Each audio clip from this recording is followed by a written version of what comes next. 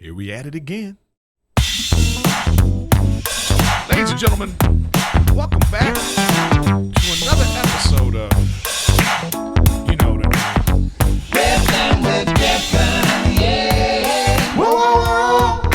Yeah, yeah, yeah. With Griffin. Riffin with Griffin. Riffin with Griffin, yeah. I can't stop. I won't stop. Riffin with Griffin, baby.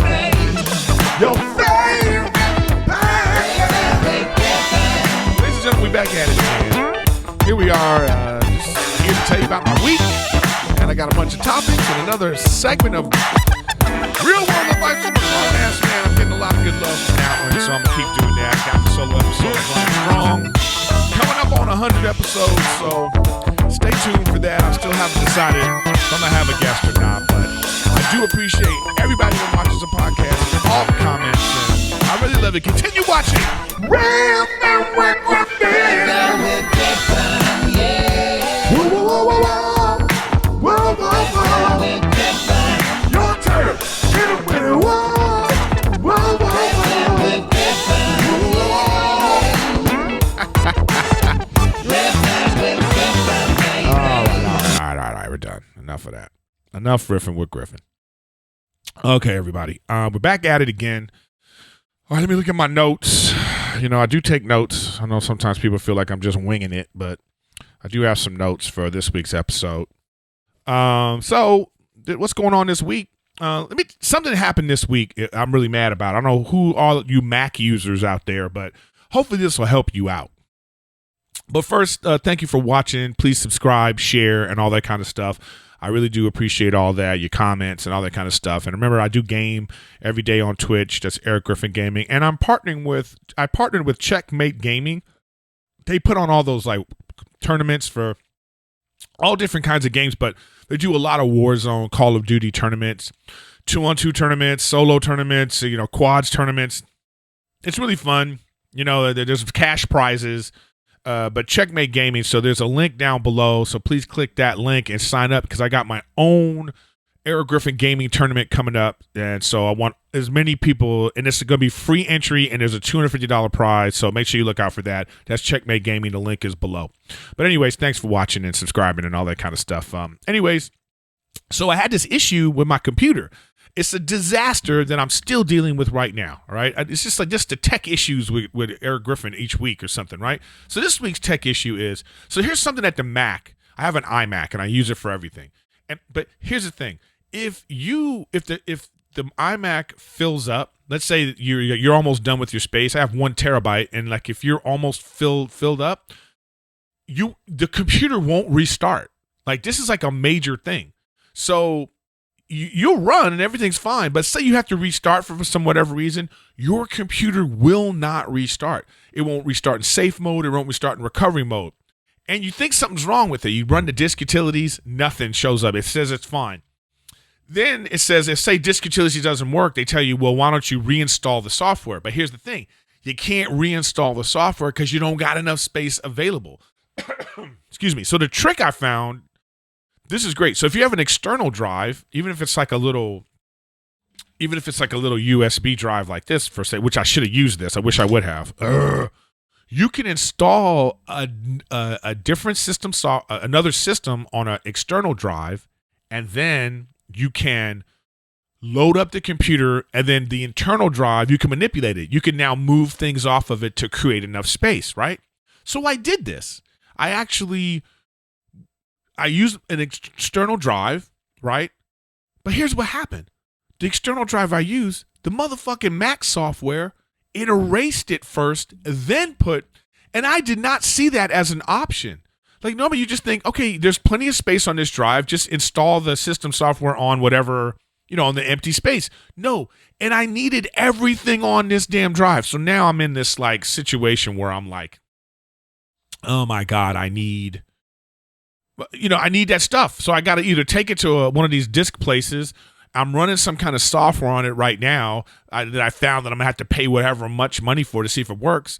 But if not, I lost so much important stuff, and it just really fucking frustrates me. So that's my computer issues of the week.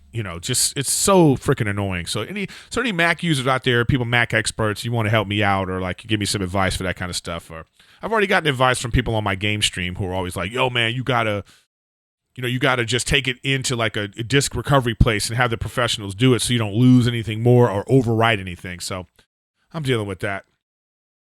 Rachel update now. Rachel's fancy, y'all. She fancy, okay? Even if she didn't grow up fancy and she just fancy. Rachel's been a model for like 15 years. Not bragging. It just helps with the story, okay? So she likes fancy things. She likes fancy dresses. She likes fancy stuff, right? So she loves to shop. She loves to get the things. She spends her money on that, and I'm fine with it. It's not like I'm spending all my money. You know what I mean? It's like I know that's what y'all think, but that's not the situation. I just tell her I'll take care of these things, and you take care of the things that you that make you happy. You know what I mean? Anyways, so like I said, she fancy. Look, I'll even show you some modeling pictures of her. You know what I mean? Like there she is. She's beautiful. You know what I mean? She's worn like all the best stuff at a show, stuff she can't even afford. You know what I mean? Stuff normal people, even some rich people wouldn't spend the kind of money that you have to spend on ridiculous high fashion outfits, right? So she likes fancy things. So like she made me buy these towels. She said we needed new towels because she moved in, so she's slowly getting rid of all my stuff because that's what they do. They infiltrate, then they slowly get rid of things. Like the bathroom, I don't even recognize it anymore, right? Like the little things I had in the bathroom that I thought, oh, this is important, all that shit gone. I go in there now and I think I'm at the Hilton. Like, what happened to the bathroom? But that's what they do. It's fun. They make you better. So she wants new towels. So she keeps throwing away the old. This one's scratchy. Let's get rid of it. And I just gave up. I'm just like, because like, why do I have sentimental value on a towel, right? A lot of my towels I steal from hotels anyway because I'd be on the road. I'd be like, ooh, I like this big white towel. I steal it. So anyways, I go, this is the mistake I made. I said, just you order what you think is good and I'll take care of it. We'll take care of it later, because we're both using them, Man, she gets like some $40, $50 a piece towels. So at first, and this is what I do, my move is to be like, that was irresponsible. We can't afford to, get a towel like that. You know what I mean? And then later, the towels come, and after like 2 weeks, I'm like, oh, I can't live without these towels, right? So we spent some money on these stupid towels. Now here I am talking about it like on a public forum. Like even now. So even now, somebody might be listening and being like, damn, we're in a quarantine. I'm struggling. I'm on government assistance or whatever your situation is. And you might be like, well, damn, how are you talking about spending $50 on some towels? But, goes back. Okay, let me continue because this is what happened. So I'm on my stream. Now, Rachel's tall. She's like 6'1", and she got a big inseam on her jeans. So she can't wear regular jeans. So she's on some website and she's like, I finally found some jeans that fit from some store in Rodeo Drive. These fit. I went to the store. I tried them on. This is the only place I can find jeans. But they're $800. $800. I can't justify it in my head, right? So I go, I'll find you some jeans. I go online. I can't find jeans. Like, I swear to God, I went to like 10 websites. It says tall women. You put in tall women, tall inseam. Every place you go, they think tall is 34. And the ones that do, there was one, they're out of stock. Then there's another one, it doesn't, you couldn't find the right sizes, waist. I was like, wow, it actually really is difficult to find these jeans, right? So with the big back and forth, I'm live on my stream gaming. I'm a little bit annoyed because I'm trying to play and she's coming in asking me about stuff. So I just go, you know what? I'll get you the damn jeans. I break down and I go, you know what? It makes you happy. I'll get you these jeans. And so so I even put a poll up with my people. I go, should I get her the jeans? Is it worth it? And then, people are answering the poll. We're having this fun back and forth because I stream every single day now for like 2 months. So there's like a core group of people that always come on. They've kind of gotten to know me. So we got this little back and forth going. They know my moods. They know when I'm in a bad mood or a good mood because I see it in the chat. They'll be like, oh, Griff's on one today. So you kind of get this camaraderie with people. But you have to remember that the shit still is public for everyone.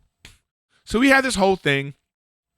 I buy the jeans. I tell the people, I go, well, you guys are actually buying it because you got, all you subscribers that subscribe to my thing and you pay me every month for subscriptions. I'm using that money to buy her. I say shit like that. Anyway, I get some comment from somebody who's like, how insensitive of you, to do this. And like, a lot of us are struggling and you're just spending $800 on jeans. All right. Let me respond to this.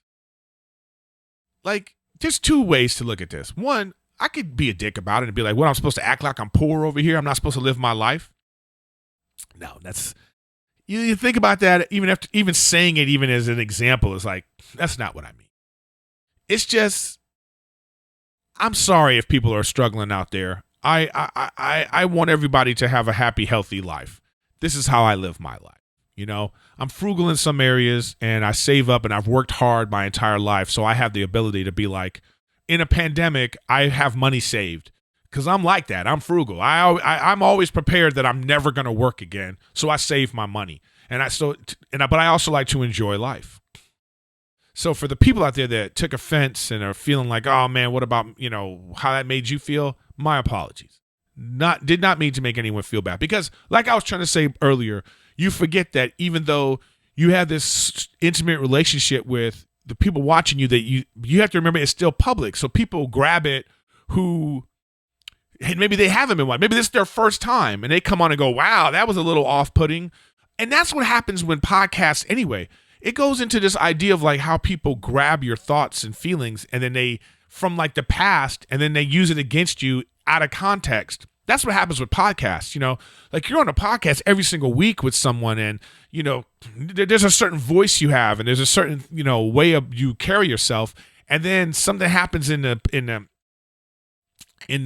public eye, some social thing happens and then people look through your podcast and they grab a snippet and go, oh, look at this. This is inappropriate. Or this is how these people feel about what's going on. I mean, that's what happened with even with the Chris D'Elia and Brian Callen and all this stuff.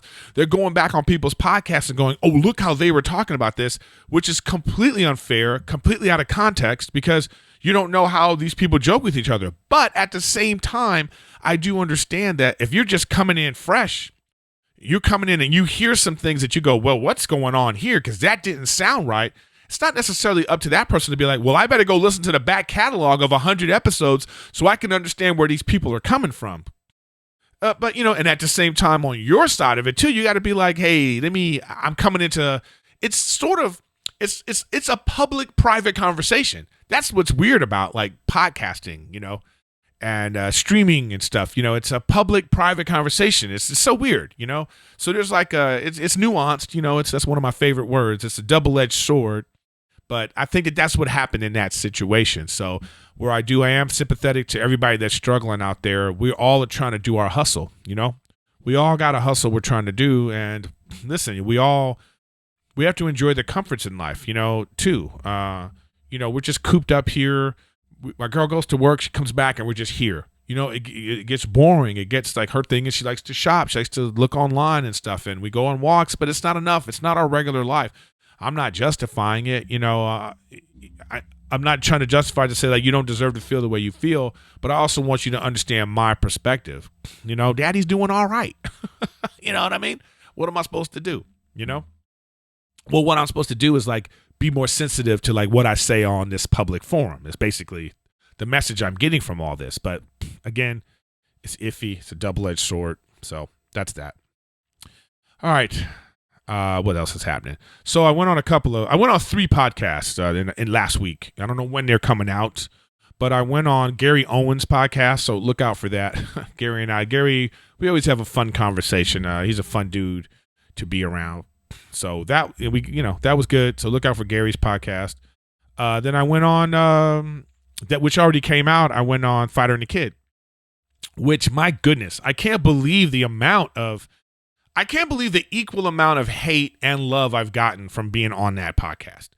I mean, and this is what I'm saying about how, it's like an intimate relationship with the core fans because, excuse me, every time I come on here, I get heartburn.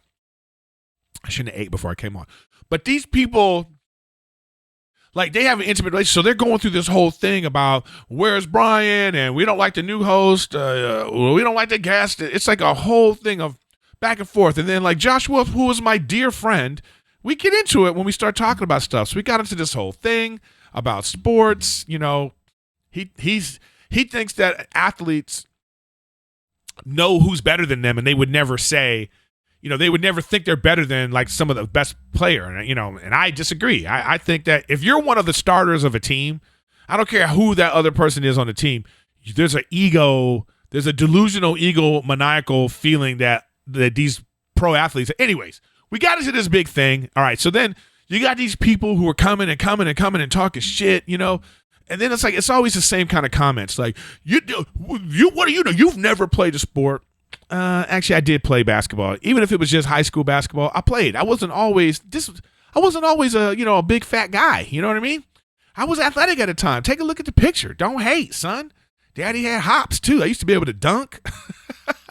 I had a great I loved playing basketball in high school. But anyway, I did play sports. So, all these haters that come at you, then they attack you personally. This is the thing I don't understand. Like, you don't like me? Fine. You don't disagree with my opinion, but these troll ass fans, man, they always got to go to the worst. You're an idiot.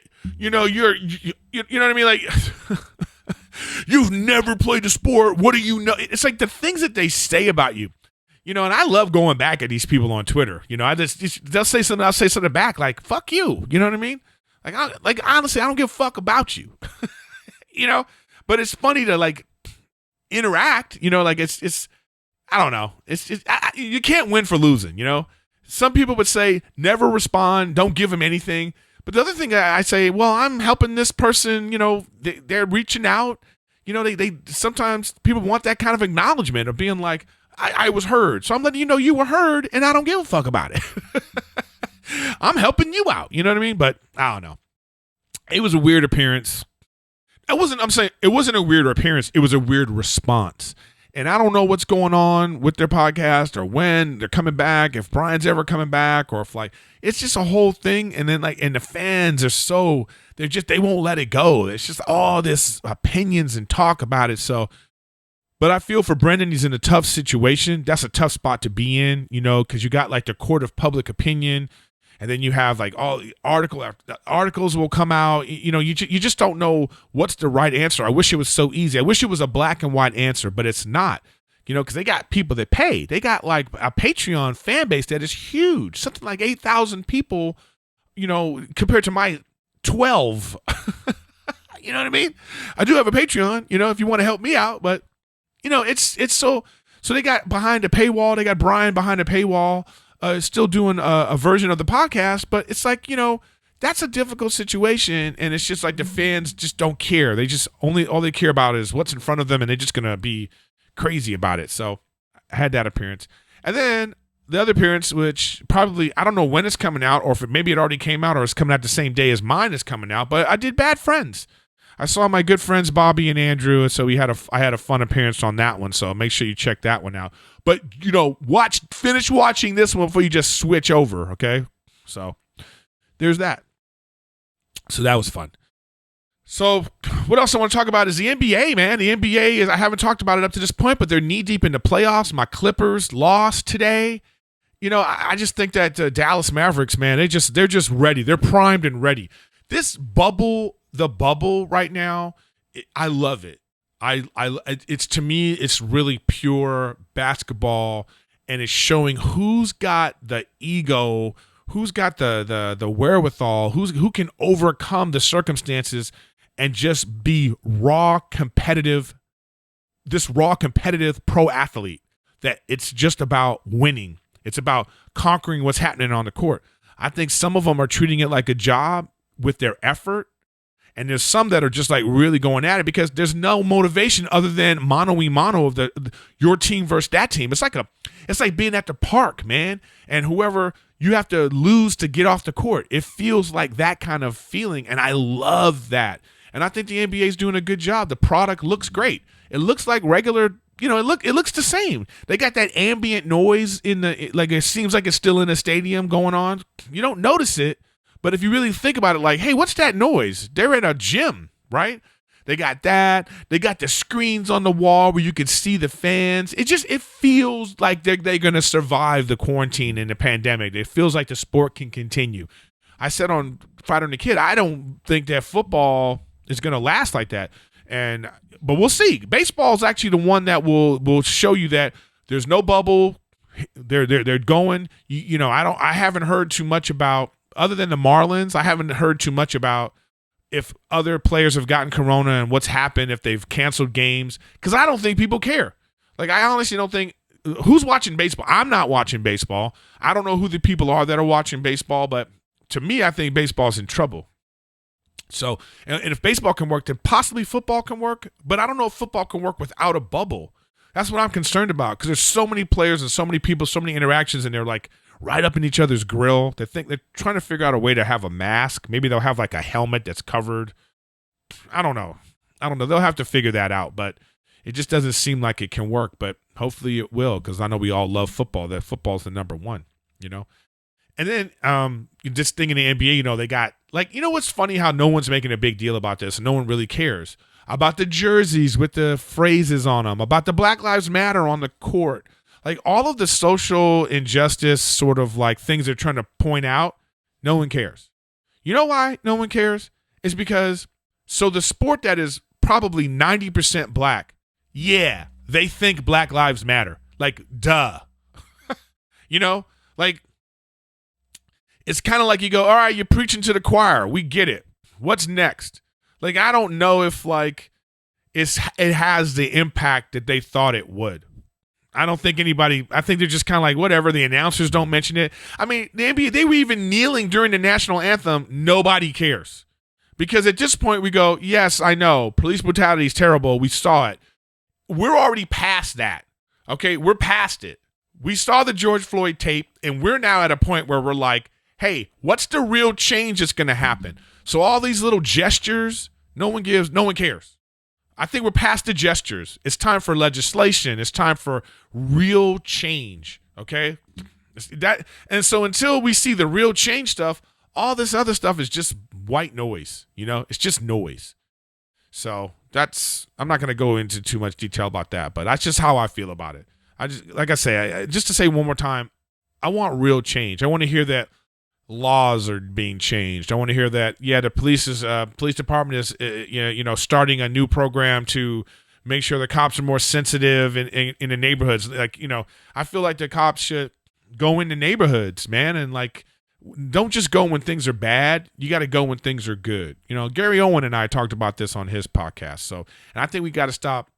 So, like, the cops got to stop dehumanizing the people that they're going on these calls for. They hear some domestic violence, or they hear like something. They got to know who these people are.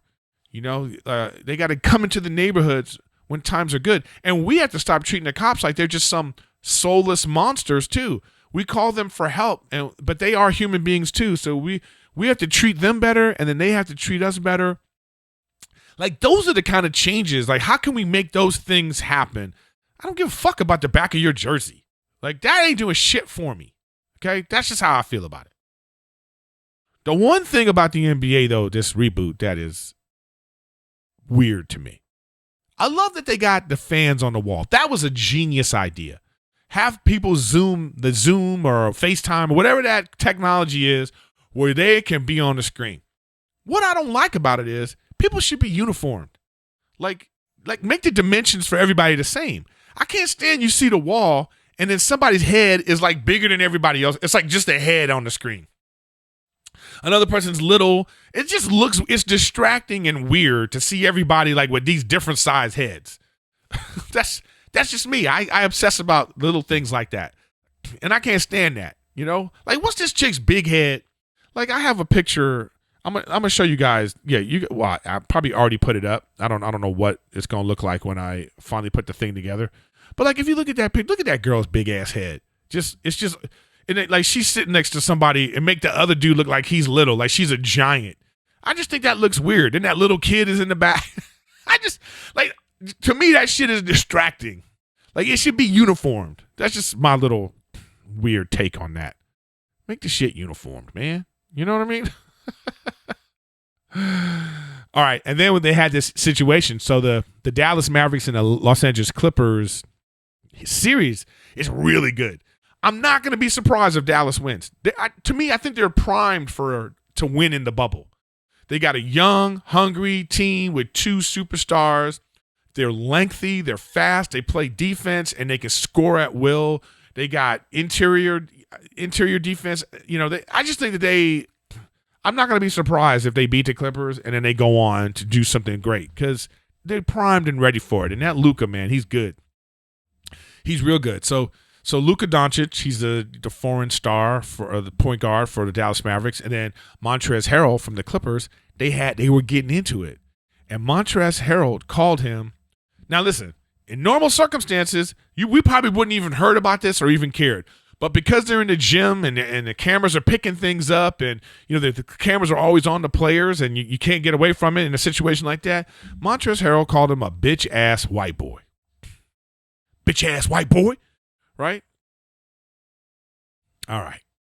So now, what happens? So we have all this racial tension. We got the Black Lives Matter on the floor. We got this racial injustice going on in the country, and we bring it all in light to it. And then this happens. So it makes white people go, oh, well, look at this. Listen, this shit ain't the same. All right? Just straight up. It's not the same. White boy has never, calling somebody a white boy has not enslaved them. It's not used as a slur to, make you feel less than a human being. All right. It's just one of those terms. I'm not saying it's right. I'm not trying to justify it. I think Montrezl Harrell should have apologized. I think they should have squashed that. But I just don't like the idea of people thinking that this is on the same level as if he called him a monkey ass M-word, okay? It's not the same. It's not the same at all. The racial connotation, like the worst part about calling him a bitch ass white boy is that he called him a bitch. So you called the dude a bitch, and then you called him a boy. But the white part, did that make him feel bad?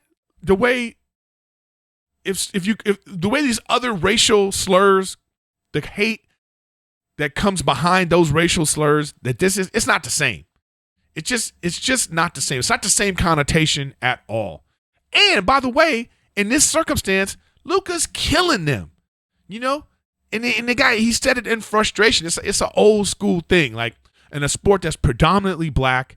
And then for the white athlete is, first of all, the American born white athlete is non-existent. Okay. You go ahead and look it up. You right now, as I'm saying this to you right now, without going to Google, I want you to name me 5 American-born white basketball players who are starting in the NBA. Starting. Think about it right now. Go ahead. I'm going to give you a moment. I know. It's hard, right? You go, he's not a starter. You got Gordon Hayward, Kevin Love. I mean, I'm lost after that. American-born basketball players. So the white athlete, in the NBA, that motherfucker's that you want to talk about minority. So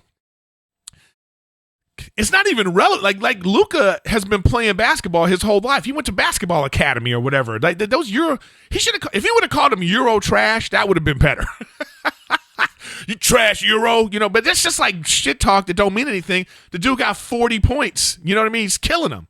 So I'm glad they squashed it, but I don't appreciate like people that are trying to make it more than it is. Don't make it more than it is. Don't put it on the same level. Don't try to compare it. Don't try to be like, if it was a white player that called somebody such and such, you're a fucking idiot if that's the analogy you're trying to make.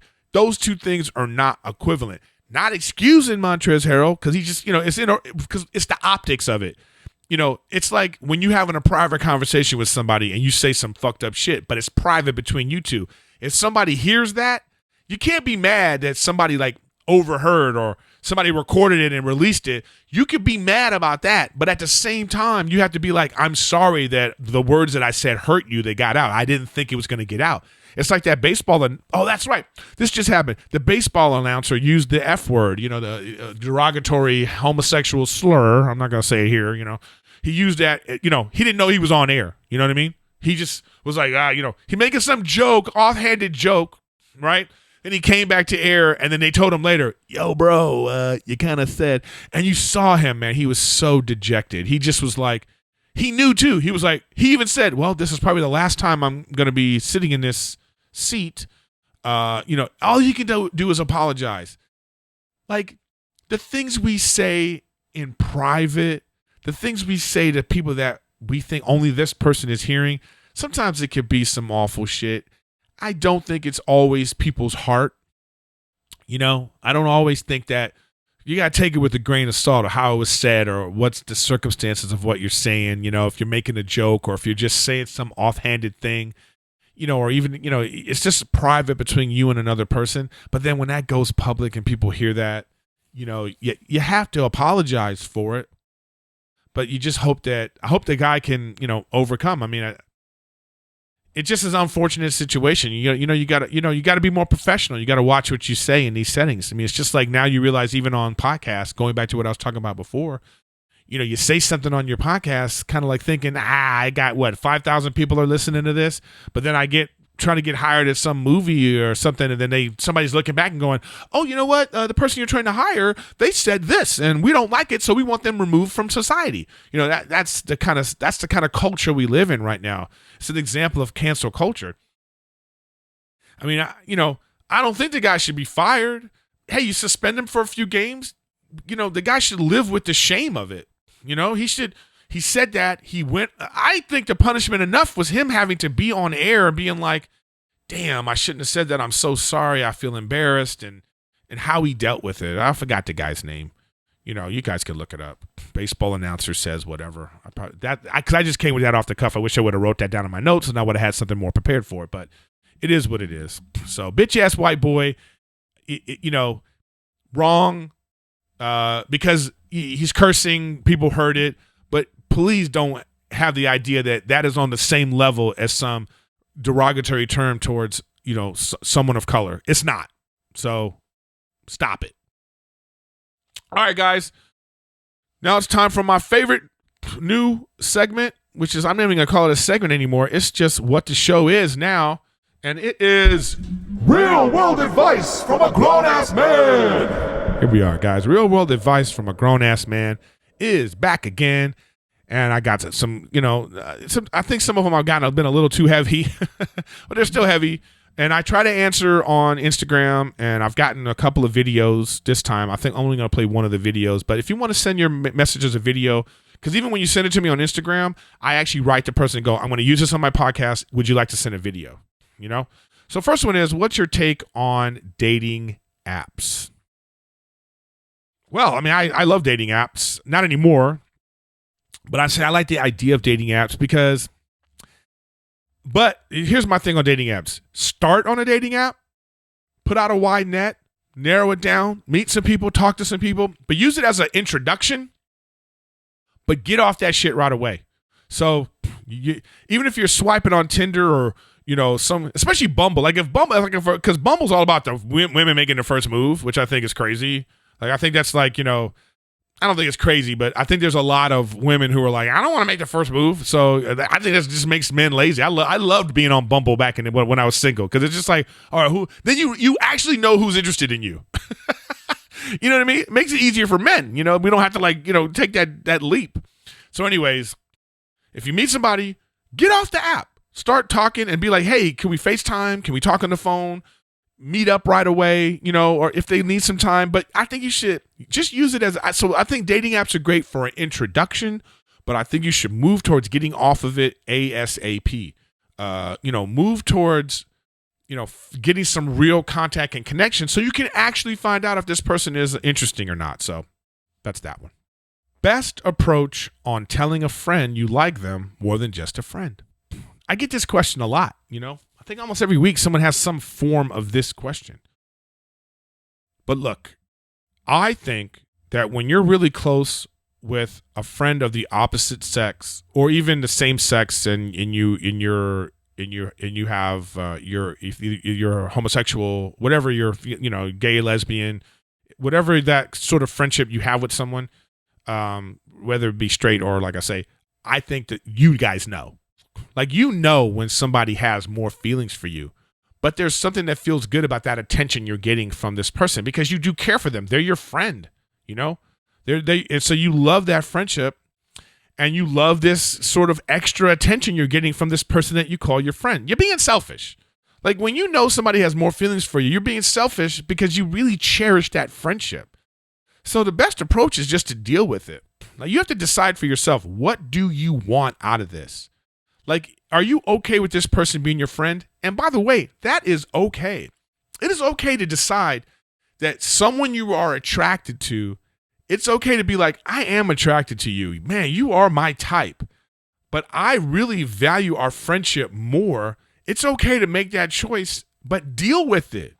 Like, don't pretend you don't have those things, because once you put it out there, y'all can deal with it.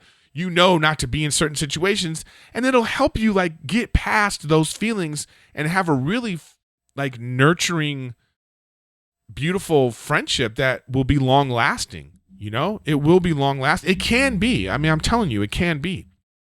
So, like I say, the best approach I can tell you is to go ahead and like make the move. Either decide, I don't want to just be your friend, so I got to put that out there. And then you have to decide for yourself, if you can't be just a friend with this person, then you got to get the fuck out. But give that person the opportunity to say yay or nay, because then you'll know what you need to do. Right? So don't be a coward and make the move. I play a lot of Warzone. I play a lot of Call of Duty, Warzone, Call of Duty. So somebody said, what's your Call of Duty strategy to win a battle royale solo? I call it slow aggressive. That's my style. I'm slow aggressive. So I'm slow when I move, but then I'm aggressive when I see people, or I'm aggressive in the location that I want to get to. So I like to work the outside of the circle. I like to be up high in buildings. You know, I like to listen, but you know, I'm not big on heartbeat sensors, even though a lot of people use them. I feel like it becomes a crutch, and then you die holding that heart. Your character is holding that heartbeat sensor, right? I don't like gas masks because the gas mask animation has killed me numerous times. So I just like to stick and move. I like to go slow, aggressively. Slow, aggressively, work the circle. But if you want to find out more, you have to watch my gaming videos on Erik Griffin Gaming on Twitch. And I sometimes go live on YouTube, but I put a lot of my videos on YouTube at Erik Griffin Gaming also. So I do play a lot of Call of Duty. And like I said earlier, make sure you join the Checkmate Gaming. Click that link. It's on my Instagram profile. It's on my website. Is it on? I got to make sure it's on my website. It's on my website, erikgriffin.com, and it's on the comments below here. All right, on the in the information below here. Click that Checkmate Gaming link and sign up for Checkmate Gaming. It's free to sign up, and it's gonna be free to join my tournaments. My first tournament. The rest of them they're gonna probably be like a credit, but you'll see. Just go on there. But anyway, that's my strategy for now. Any advice on dealing with long-term regret? Regret is a terrible thing. And I'm not one of these people that, you know, you say you shouldn't regret anything, you know. Things happen for a reason. I don't believe in that shit either. I think it's okay to have regret. As long as how you deal with it is, you regret this. If it's something that you can fix or do better, that's motivation to do it better. Sometimes you have regrets and you can't do anything about it. So in that case, you have to recognize that this is now out of my control. I made a mistake. I should have done such and such and I didn't. So now all you could do is live your best life after that. But personally for me, I started doing comedy in my early 20s. I started by going to open mics and stuff, but I didn't know how to do it. I didn't have the wherewithal. I just didn't have I just was cowardly about it. I didn't know. I didn't take the time to do all the things I needed to do. I always regret that.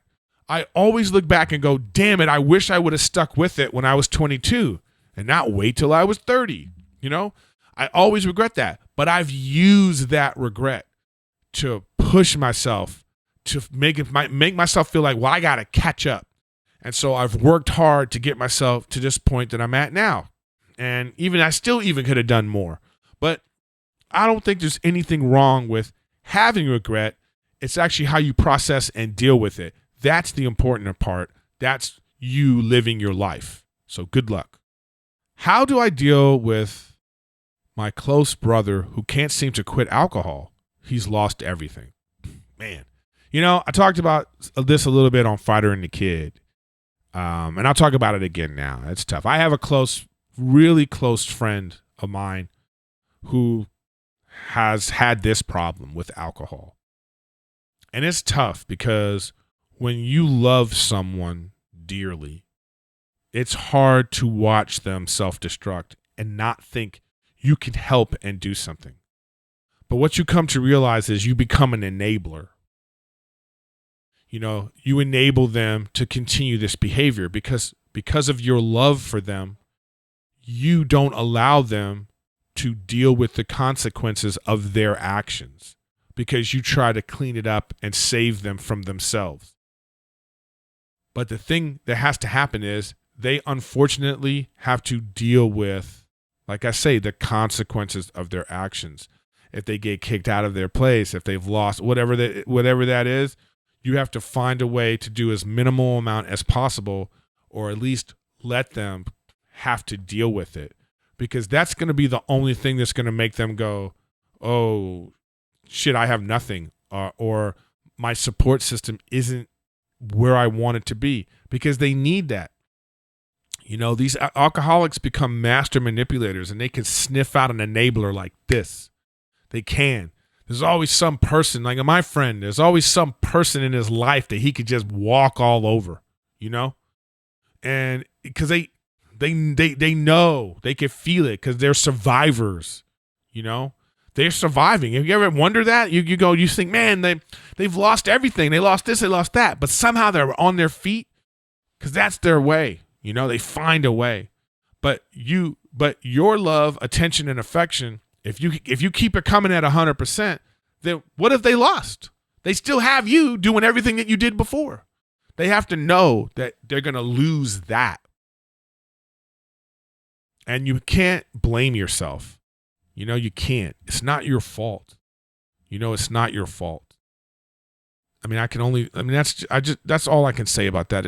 It's not your fault. It's not your responsibility. There's not much more you could have done to change it, because that person is they're their own person. They have their own demons that they have to deal with, that they have been trying to deal with, you know. And a lot of times it seems that alcoholism is brought on by trying to self-medicate themselves from other pain and trauma. And then they become an alcoholic because that's the chosen self-medication. But by the way, it's always worse.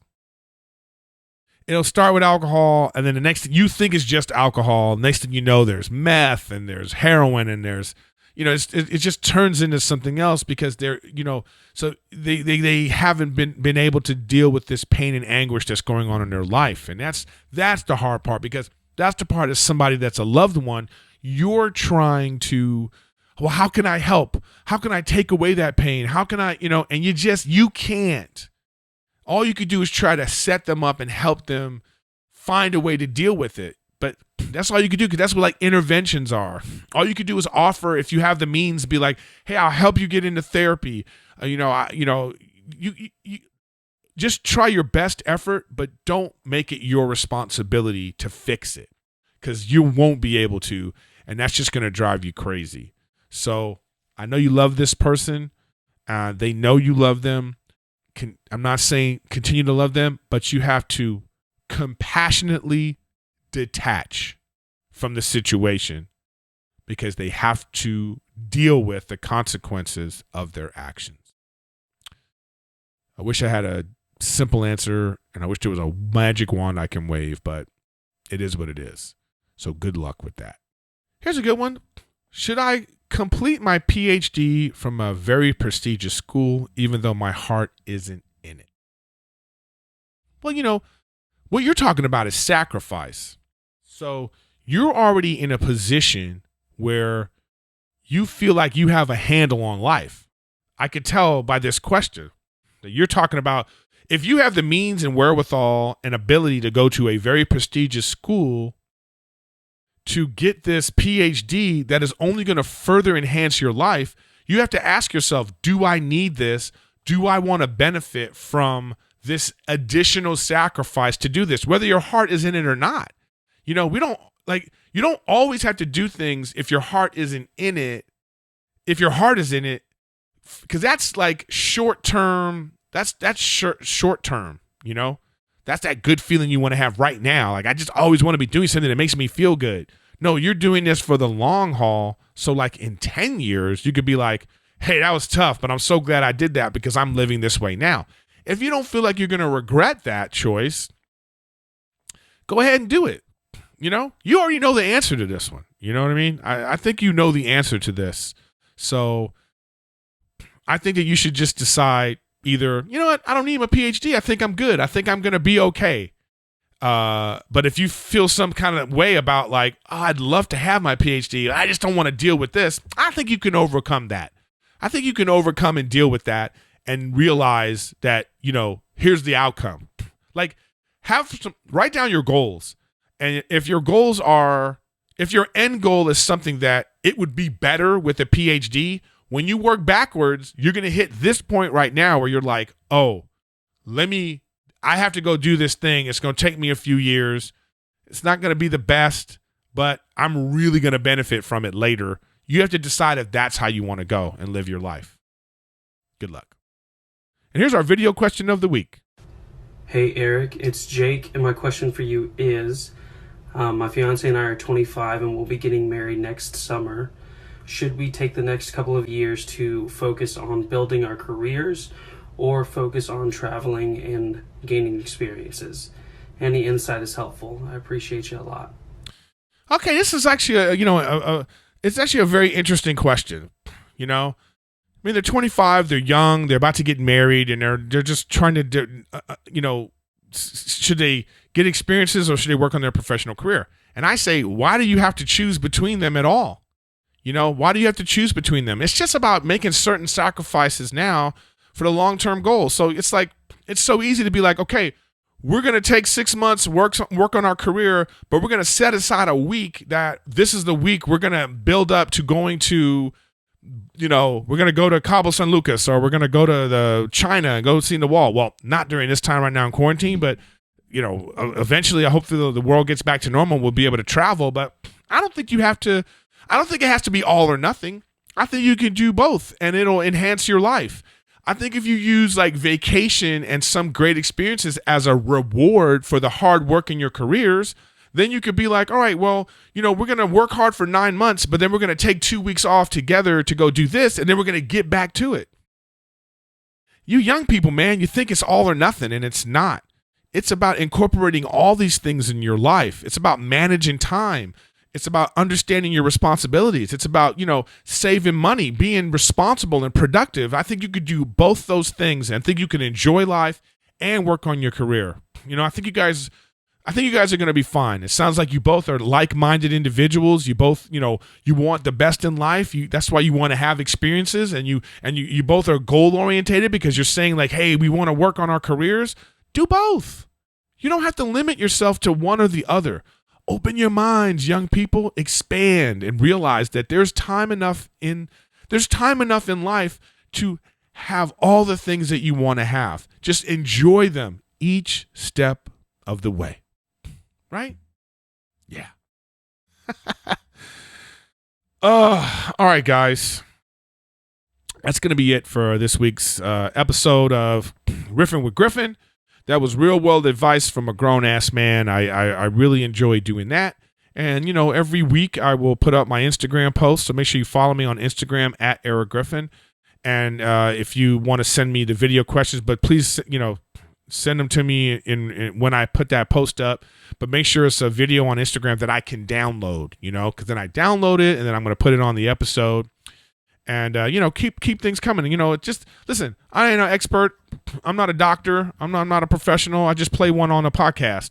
And all I'm doing is just giving you my thoughts and experiences. Take them for what they are, If somehow I appreciate all the people that are sending me messages going how they really appreciate this segment.